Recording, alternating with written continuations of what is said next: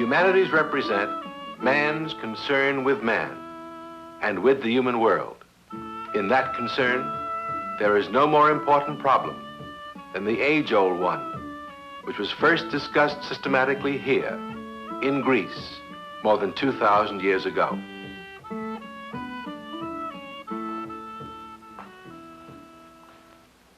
The problem I refer to, which the ancient Greek philosophers thought deeply about, is this one. What makes a human life good? What makes it worth living? And what must we do, not just merely to live, but to live well? In the whole tradition of Western literature and learning, one book, more than any other, defines this problem for us and helps us to think about it. That book, of course, is Aristotle's Ethics, written in the 4th century before Christ. Aristotle was a student of Plato's.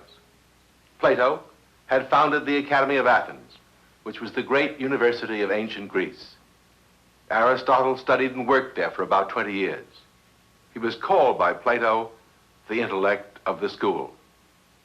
Unlike Socrates, whom we discussed in the preceding film, Aristotle was interested in the study of nature. He was unlike Socrates in another respect. When he, too, was accused of un-Athenian activities, he decided to flee, saying, "I will not let the Athenians offend twice against philosophy." Aristotle wrote a great many works, encyclopedic in scope, encompassing all the knowledge of his day. He wrote books about logic and rhetoric, books about astronomy, physics, biology, and psychology, a book about poetry, a book about politics, and the book about ethics, which I want to discuss with you now. The subject treated in this book is called ethics because ethos is the Greek word for character, and the problems with which this book deals are the problems of the character and conduct of life. The ethics are divided into 10 parts. I'm going to deal only with the first part, in which Aristotle discusses happiness. But before we begin, let me remind you of a famous statement about happiness that occurs in the opening paragraph of the American Declaration of Independence. We hold these truths to be self-evident, that all men are created equal, and that they are endowed by their Creator with certain unalienable rights, that among these are life, liberty, and the pursuit of happiness, that to secure these rights, governments are instituted among men, deriving their just powers from the consent of the governed. Have you ever thought what it means to say that it is every man's natural right not to be happy, but to engage in the pursuit of happiness? What do we mean when we say that one of the main objectives of good government is to see that no man is interfered with? More than that every man must be helped by the state in his effort to lead a good life, a worthwhile life, a humanly satisfying life. The fact that every man has a right to pursue happiness suggests that happiness is attainable in some degree by all men. But is this happiness the same for all men? Is each of us pursuing the same goal when we try to live in such a way that our lives will be happy ones? To answer these questions, it is necessary to understand the meaning of happiness. What constitutes a happy life? And to do that, we must first of all clear our minds of certain misconceptions about the meaning of the word happy.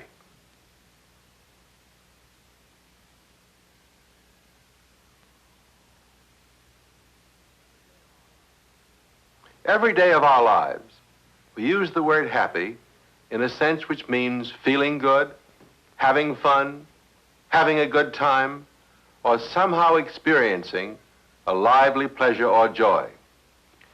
We say to our friends when they seem despondent or out of sorts, "I hope you will feel happier tomorrow." We say, "Happy New Year," or "Happy Birthday," or "Happy Anniversary." Now, all of these expressions refer to the pleasant feelings, the joys or satisfactions which we may have at one moment and not at another. In this meaning of the word, it is quite possible for us to feel happy at one moment and not at the next. This is not Aristotle's meaning of the word. Nor, when you think about it for a moment, can it be the meaning of the word in the Declaration of Independence.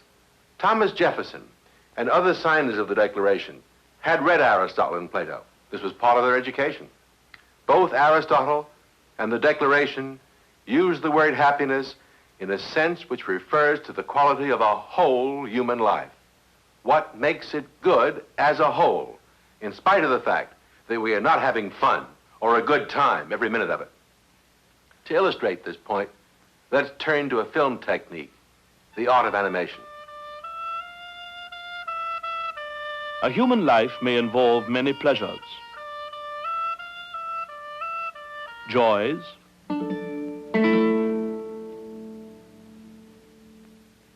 and successes.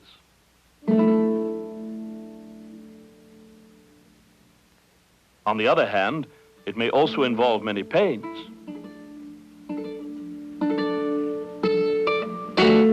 griefs, and troubles.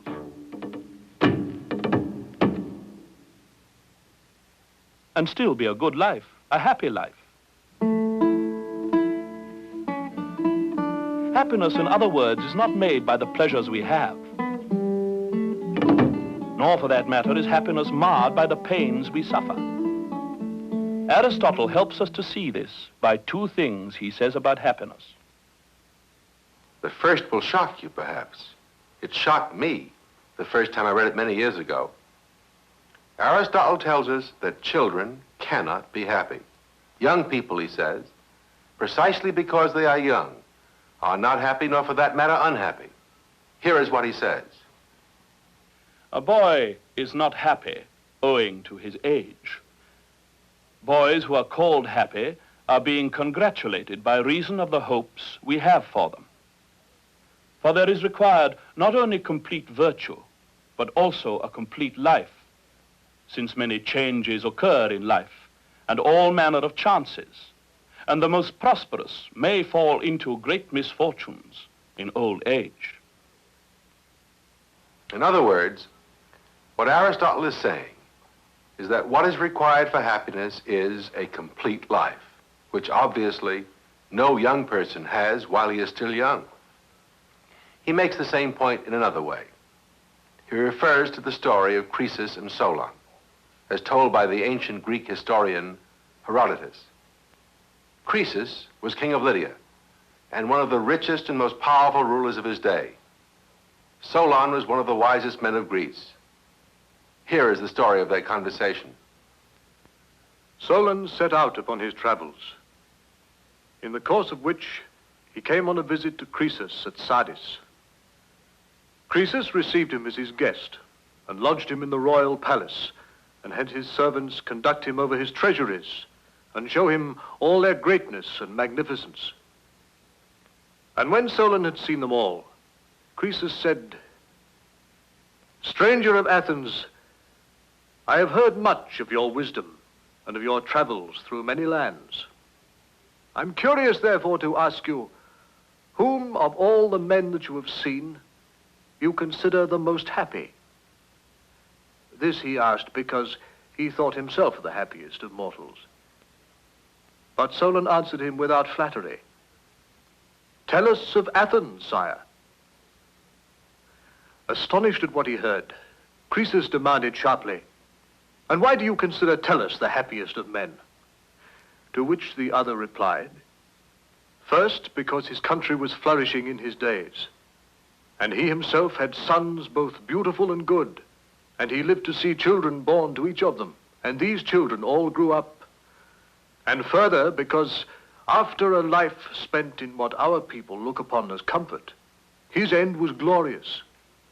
In a battle between the Athenians and their neighbors near Eleusis, he died gallantly upon the field, and the Athenians gave him a public funeral and paid him the highest honors." Thus Solon admonished Cresus by the example of Tellus. When he had ended, Cresus asked angrily, "Is my happiness then so little to you that you do not even put me on a level with private men?" "Cresus," replied the other, "I see that you are wonderfully rich and are the lord of many nations. But as for your question, I have no answer to give until I hear that you have closed your life happily. For assuredly, he who possesses great store of riches is no nearer happiness than he who has enough for his daily needs. For many of the wealthiest men have been unfavored of fortune, and many whose means were moderate have had excellent luck. The wealthy man, it is true, is better able to content his desires and bear up against sudden calamity. The man of moderate means has less ability to withstand these evils, from which, however, his good luck may keep him clear. If so, he enjoys all these following blessings. He is whole of limb, a stranger to disease, free from misfortune, happy in his children, and comely to look upon. If, in addition to all this, he end his life well, he is truly the man who may rightly be termed happy. Call him, however, until he die, not happy, but fortunate. Retelling this story of the meeting between Cresus and Solon, Aristotle stresses the point that a life must be completed, finished, before we can truly judge whether or not it has been a happy one. But must no one be called happy while he still lives, Aristotle asks? Must we, in Solon's words, see the end? Not quite. For as Aristotle makes plain, it is possible for an old man to look back at his life, almost completed, and say that it has been good. This may seem strange to you at first. When you think about it for a moment, you will see that it really isn't. One example will make this clear to you. You go to a football game. At the end of the first half, you meet a friend of yours in the aisle. He says to you, "Good game, isn't it?" If it had been well played so far, your natural response would be to say yes. But if you stop to think for a moment, you will realize that all you are in a position to say at the end of the half is that it is becoming a good game. Only if it is well played all through the second half can you say when it is all over that it was a good game. Well, life is like that. Not until it is really over can you say it was a good life. That is, if it has been well lived. Toward the middle or before, all you can say is that it is becoming a good life. Listen to Aristotle's way of making this point. Certainly, the future is obscure to us, while happiness we claim is an end and something in every way final.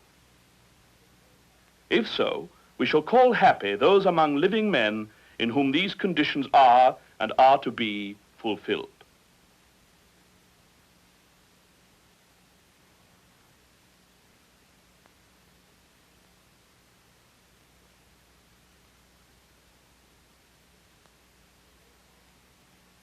The main point we have seen so far is that for Aristotle, a happy life is a good life.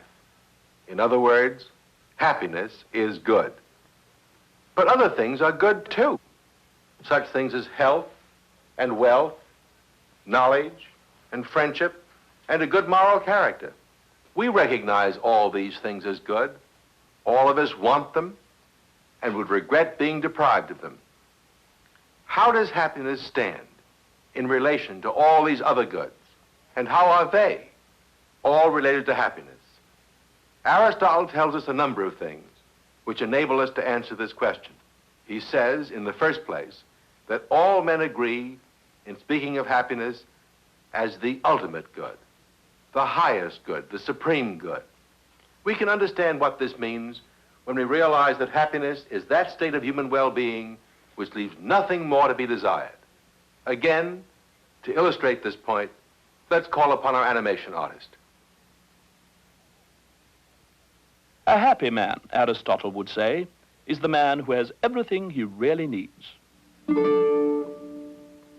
He has those things which he needs to realize his potentials. That is why Aristotle says that the happy man wants for nothing. Aristotle then points out that this cannot be said of other goods.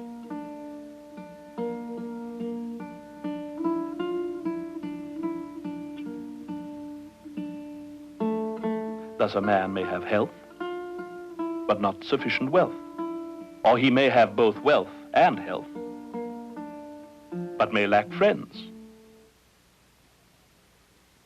Another man may have great knowledge, but still lack other human perfections. Perhaps now we can see what Aristotle means. According to him, although a man possesses one or more of the things which his nature craves, he may lack others, and then he cannot be considered happy. There would be some real goods missing, which he should desire and try to obtain. This leads Aristotle to his definition of the happy life as a life made perfect by the possession of all good things, such as health, wealth, friendship, knowledge, virtue. All these are constituent parts of happiness. And happiness is the whole good of which they are component parts. That is how happiness is related to all the other goods. You can test the truth of this insight for yourself in the following very simple way. Suppose someone asked you why you wanted to be healthy. You would answer by saying, because being healthy would enable you to do the kind of work you wanted to do. But then suppose they asked you why you wanted to do that kind of work, or why you wanted to acquire some of the world's wealth, or why you wanted to learn things. To all such questions, your ultimate answer would be, because you wanted to become happy. But if you were then asked why you wanted to become happy, your only answer would be, because you wanted to become happy. This shows you that happiness is something you seek for its own sake, whereas you seek all the other goods ultimately for the sake of happiness. Happiness is the only good of which this is true. It is the only good which we seek for its own sake. As Aristotle says, happiness is desirable in itself and never for the sake of something else. But honor, pleasure, reason, and every virtue we choose indeed for themselves, but we choose them also for the sake of happiness, judging that by means of them we shall be happy. Happiness, on the other hand, no one chooses for the sake of these, nor in general for anything other than itself. Happiness, then, is something final and self-sufficient. And now, in the light of this definition of happiness, you can see why Aristotle says that the pursuit of happiness takes a whole lifetime, and that happiness is the quality of a whole human life.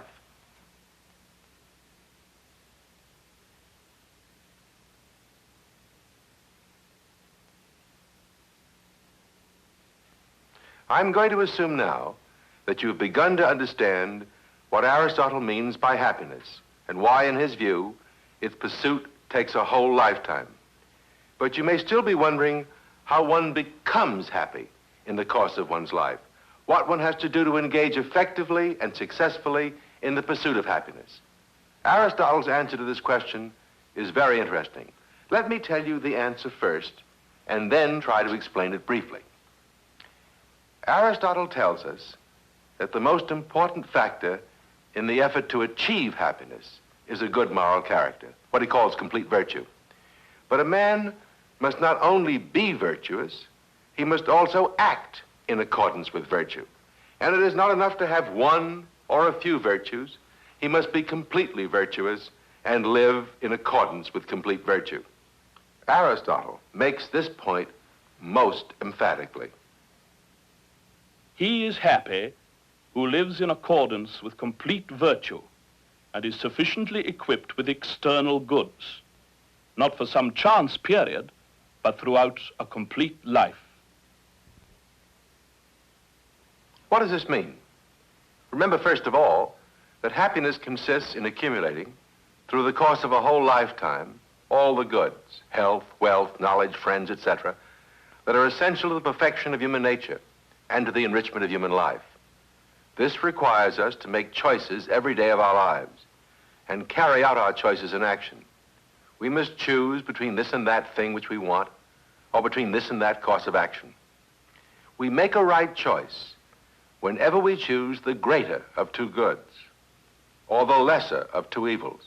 But sometimes the lesser good is enticing and promises immediate pleasure, while the greater good involves effort and pain on our part.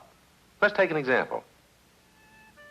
There are times when we may be faced with a choice between enjoying the company of friends or calling it off because it is late and we have important work to do the next day. Here is a choice to be made between good things. The immediate pleasures of the evening are attractive, but the work to be done tomorrow is more important. Still, it may take quite an effort of will to call it a night.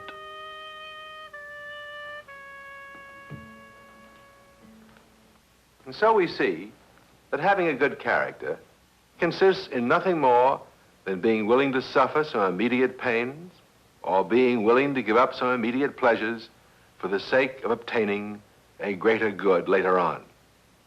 It consists in nothing more than making the right choices. And right choices are always those which calculate on what is good in the long run. They're hard to make, but if we don't make them, we are likely to have some fun from day to day for a while, and in the long run, ruin our lives. In the process of building our lives, Aristotle would say, we must keep our eye on the future and on the result we want to achieve for our life as a whole, counting all the days to come. What he teaches us is that we cannot become happy by living for the pleasures of the moment. We often have to choose between having a good time and leading a good life. And this is something which Aristotle says most men do not do. To judge from the lives that men lead, most men seem to identify the good, or happiness, with pleasure, which is the reason why they love the life of enjoyment. The mass of mankind are evidently quite slavish in their tastes, preferring a life suitable to beasts.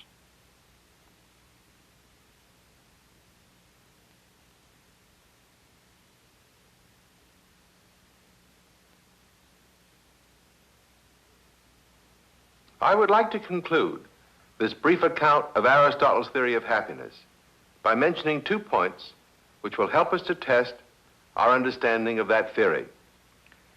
Both points bear on the difficult question of whether happiness is the same for all men. Most people in Aristotle's time and in ours don't think it is. With regard to what happiness is, men differ, and the many do not give the same account as the wise. For the former think it is some plain and obvious thing, like pleasure, wealth, or honor. They differ, however, from one another, and often even the same man identifies it with different things, with health when he is ill, with wealth when he is poor. Moreover, as Aristotle points out, most people think that happiness is, for each man, whatever he himself thinks it is, and that there are as many different notions of happiness as there are different men, each of them as right as any other. In other words, of all the different notions of happiness that men have, one isn't true and all the rest false. That's what most people think. But Aristotle contends, on the contrary, that there is only one true conception of happiness, and that when happiness is truly conceived, it is the same for all men, whether they think so or not. One example will suffice to help you see what he is driving at, and then you can decide whether or not you agree with him, as I do. Consider the case of the miser. The miser thinks that happiness consists solely in accumulating and hoarding a pile of gold. To achieve this end, he ruins his health, lives in isolation from other human beings, does not take part in the life of his country, and is subject to wild fears and constant worries. There the miser sits, fondling his gold. Is he a happy man? Or is he miserable? Aristotle would say that the miser is completely miserable, the perfect type of human misery. For he has thwarted most of his normal human cravings and stunted his human development. He has deprived himself of most of the good things of life, health, knowledge, friendship, and many other forms of human activity in order to acquire wealth. Wealth which he does not put to good use, but simply gloats over. True, he thinks that his happiness consists in the possession of gold, but that is a mistaken judgment on his part. It has led him to do violence to his own nature and to ruin his life. The second of the two concluding points I want to make has to do with the criteria by which we can tell whether something is truly a part of happiness when that is rightly conceived. Suppose, for example, that someone thinks that happiness consists in having power over other men and not being subject to the power of anyone else. Some men we know from history and experience actually think this and want power more than anything else. They think it is most essential to their happiness. What's wrong with such thinking? You can readily see what's wrong. If power over others were truly an element in human happiness, then happiness would not be attainable by all men. Because if some men attain it, that would preclude other men, subject to their power, from becoming happy. Everyone cannot be on top. And if you have to be on top in order to be happy, only some men can achieve happiness at the expense of others. Hence, if everyone has a natural right to the pursuit of happiness, and if that means that happiness must be attainable by all, then we know at once, do we not, that power over other men cannot be a part of human happiness. For if it were, happiness would not be attainable by all. The pursuit of happiness must be cooperative, not competitive. We don't have the right view of it unless we see it as something which men can help one another to achieve instead of achieving it by beating their neighbors. This is the deepest lesson we can learn from Aristotle about happiness, and it was, I should think, a lesson which was not lost on the framers of the Declaration of Independence. You remember I said that Thomas Jefferson and other signers of the Declaration had read Plato and Aristotle. This was part of their education. Thus we see a link between ancient Athens and our own nation, a link in that chain of continuity we call Western civilization.